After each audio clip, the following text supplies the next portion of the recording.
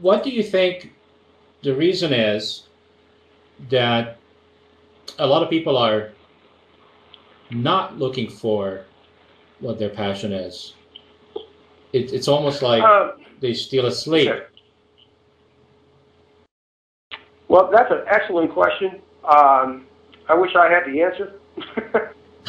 The only thing I could say is speak from my viewpoint, and that is that I know that if I am not passionate about something, that I won't put a lot of attention to it or work on accomplishing it, because I try to keep in tune with what I know I need to do to express myself. And believe you me, I'm 56 now. I've learned who I am. Okay. Wow, we're the same age, Dean. Yeah, well, see, there you go. So you learned who you are too, right?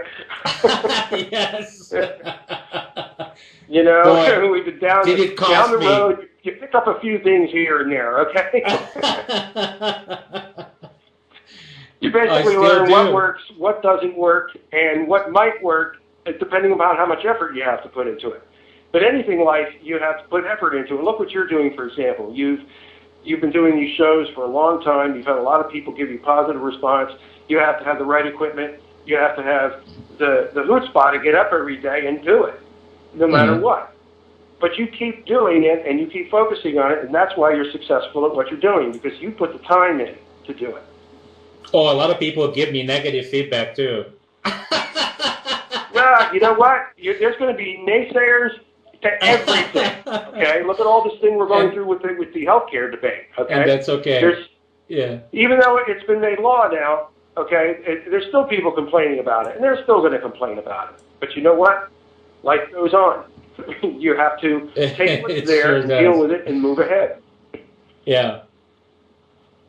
Well, thank you for being, I want to acknowledge you for being so straight and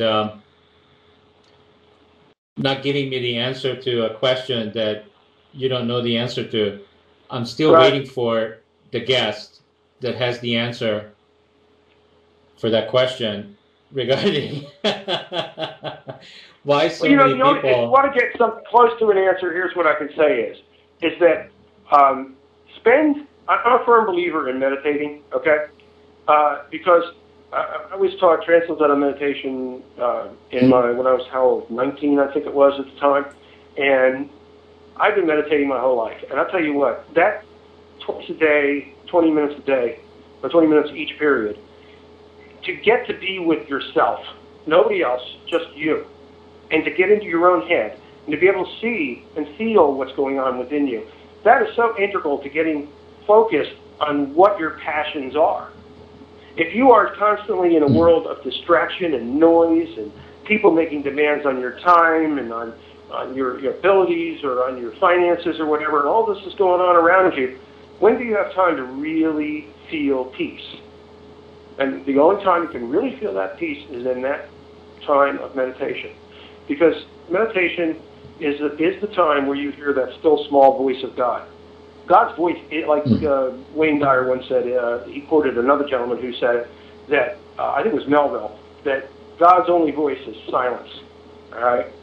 And it just opens up a whole world of possibilities. So if you need that time to find your passion, learn how to meditate, take the time to do it. Oh, absolutely. It is amazing that what is coming out of your mouth, Dean, is so similar. And this is what I'm finding so interesting about running Real Coaching Radio Network and doing, I do 3 shows myself personally, but with all the other shows, is that what's interesting is that when we get to this place, like you're 56, I'm 56, and I did learn some stuff, so did you, and so did most of us that got this far on their journey, and we're starting to show up very much the same. Like all of our differences are gone. Right. I know what you mean. And yeah, and I also wanted to share some, because we are on 5 different channels live, and we have some comments. I wanted to share some comments with you. Okay. Also, our listeners are welcome to call in if you like, and we'll patch you into the show. Our VIP hotline is 303-872-0503. Call in and, ask Dean some questions, or myself, or just share yourself, express yourself. And some of the comments are, actually, one of them is from my assistant. She is responsible for the stick and chat room. She says, tell him that your assistant is flipping out in the studio. And she's laughing out loud. And and then there's a comment, I'm loving this. And there's some interesting comments coming on from all over the place. And all of our listeners, remember, you can also, if you like to tweet, lots of people love to tweet, you can send us a tweet, a comment, or a question and tweet at RCRN. And you can always reach us on Skype at Real Coaching Radio, one word, and we'll patch you into the show.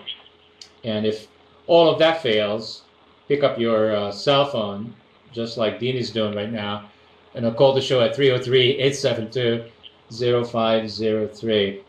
And that brings us to our next commercial break. So don't go away. Everybody sit right here. Don't change a thing. We'll be right back. You're listening to Real Coaching Radio. Building a positive network. Let's talk about your future.